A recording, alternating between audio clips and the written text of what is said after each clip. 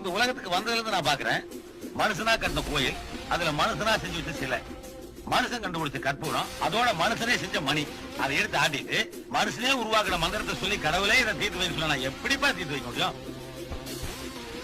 இந்த உலகத்துல நான் மனுஷனுக்கு என்னையா கொடுக்கல? ஆகாசத்தை கொடுத்தேன், நீரை கொடுத்தேன், நெருப்பை கொடுத்தேன், காத்தை கொடுத்தேன், ஏன் காய்கறிகளை கொடுத்தேன், மரவகைகளை கொடுத்தேன், இதையெல்லாம் ரசிக்க கண்ணை கொடுத்தேன், காதை கொடுத்தேன், மூக்கை கொடுத்தேன், உழைச்சி சம்பாதிக்கிற 2 கைகளை கொடுத்தேன். இதையெல்லாம் பயன்படுத்துறதுக்கும் இதனால ஏதாவது பிரச்சனை வந்தா தீர்க்கிறதுனா மூளையில கொடுத்தேன். அந்த மூளையை உபயோகப்படுத்துறதே கிடையாது. கடவுளே என் பிரச்சனை தீர்த்து வைத்து நான் எப்படி தீர்க்க முடியும்? இப்போ 24 மணி நேரம் என்னையே நினைச்சிருக்க ஒரு பக்தன் நெல்லை கொண்டு போய் பாறையில் போட்டானா, அதடா இவன் நம்ம பக்தனாச்சே அப்படின்னு அந்த நெல்லை விளைவிக்கிறனா?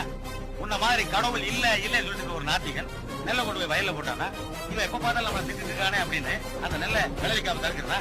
இல்லையே, அங்க விளைவிக்கிறதும் இல்ல, இங்க தடுக்கிறதும் இல்ல. கடவுள் மனுஷனுக்கு பிரச்சனை உண்டாக்குறது இல்ல, மனுஷனால் உண்டான பிரச்சனையை கடவுள் வந்து